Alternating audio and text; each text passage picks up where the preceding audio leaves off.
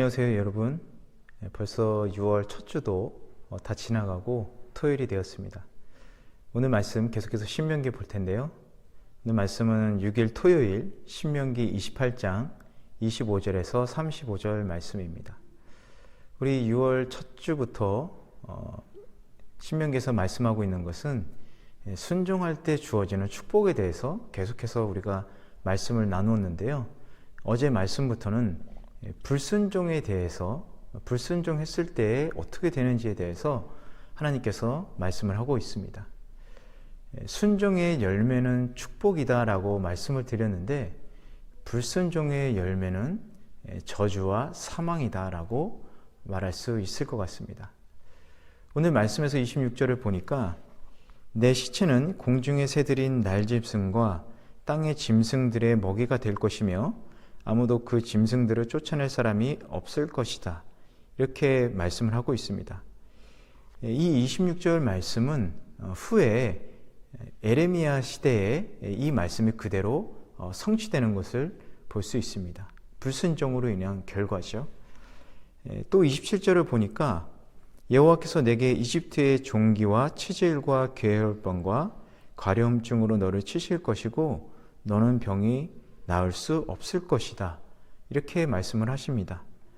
왜 이집트의 병이 가나안 땅에까지 와서 이스라엘 백성들을 고통스럽게 할까요?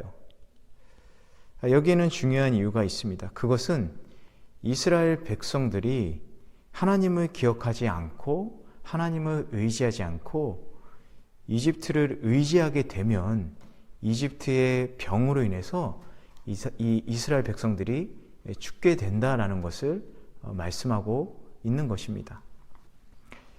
여러분 아시다시피 이집트는 아주 풍성한 나라였습니다. 또 강대국이었죠. 나일강을 중심으로 농경 문화가 발달되었었고 또 아주 훌륭한 훌륭한 전차들이 많이 있는 나라였습니다. 이스라엘 백성들은 자연히 그런 이집트의 모습을 보면서 또 기억하면서 그들을 동경하게 되는 것이죠. 그러나 그들이 동경하고 의지하는 것들로 인해서 이스라엘은 멸망하게 될 것이다 라고 하나님은 말씀하고 계시는 것입니다. 이처럼 하나님을 의지하지 않고 하나님 말씀에 순종하지 않고 우리들의 눈에 그리고 우리들의 마음에 따라서 살게 된다면 사람의 인생이란 반드시 멸망하게 되는 것입니다. 하나님 말씀보다 우리가 의지하는 것, 또 불순종하게 되는 원인들 무엇이 있는지 이 시간 한번 생각해 보면 좋을 것 같습니다. 하나님은 절대로 세상과 타협하시는 분은 아니십니다. 그렇기 때문에 하나님의 자녀인 저와 여러분들 마찬가지로 세상과 타협해서 살기를 하나님은 원하지 않으시는 것이죠. 아무리 그래도 불순종했다고 이렇게까지 저주를 주시고 죽음에 이르게 하시는 건 너무하신 일 아니신가요? 이렇게 생각할 수도 있을 것 같습니다. 그런데 그렇지 않습니다. 이렇게 생각하면 쉽게 이해가 되실 것 같습니다. 죄로 인해서 이미 이 세상에는 모두가 저주를 받은 상태인데 하나님의 말씀이라는 그 길을 따라서 가면 저주의 길이 아니라 저주에서 벗어나서 축복의 길을 갈 수 있다. 하나님은 그렇게 말씀하고 계시는 것입니다. 하나님께서 내 말 안 들으면 저주를 줄 거야가 아니라 이미 저주받은 세상 속에서 하나님의 말씀에 따라서 살아갈 때 저주가 아닌 그 저주의 길에서 벗어나서 축복의 삶을 살 수 있다라고 하나님은 그 축복의 길을 저희들에게 알려주시는 것이죠. 그런데도 성경을 보면 여러분 아시다시피 이스라엘 백성들은 어떻게 합니까? 하나님의 뜻을 알고도 행하지 않았습니다. 또 그리고 죄의 길을 걸으면 얼마나 무서운 결과를 초래하는지 알면서도 그들은 하나님의 말씀에 불순종하는 죄를 지었죠.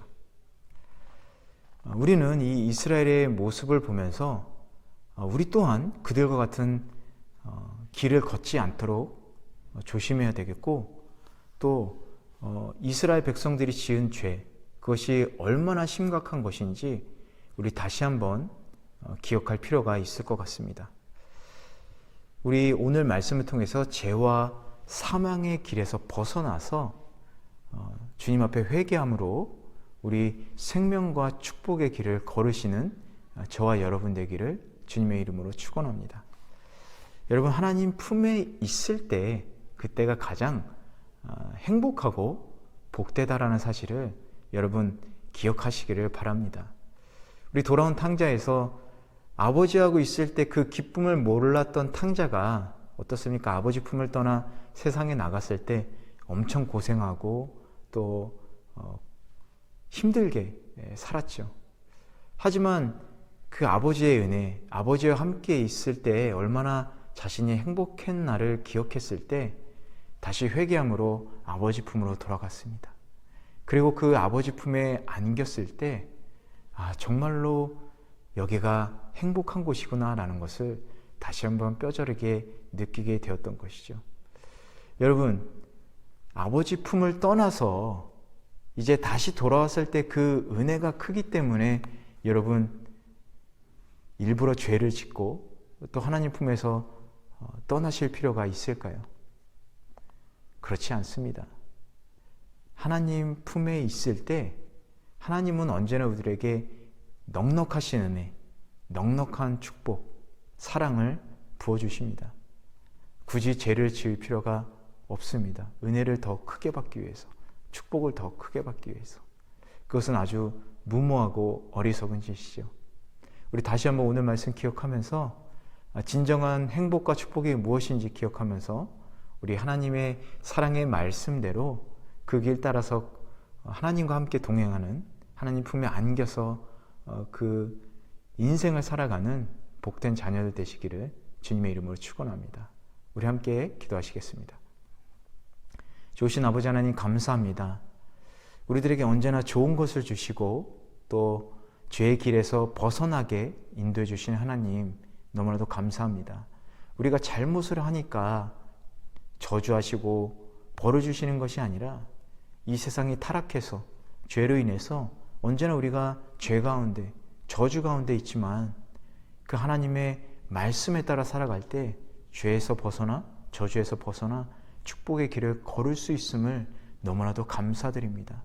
하나님의 그 은혜와 하나님의 그 놀라운 사랑에 감사드리며 오늘 이 시간 이제부터 그 저주의 길에서 벗어나 하나님의 말씀에 순종하는 축복의 길을 걷기를 원합니다. 우리 고백하는 모든 자들에게 주님 용서를 베풀어 주시고 은혜를 베풀어 주시고 이제 그 길을 하나님께서 함께 동행해 주시는 가장 큰 축복을 저희들에게 허락하여 주시옵소서. 감사드리고 예수님의 이름으로 기도드렸습니다. 아멘.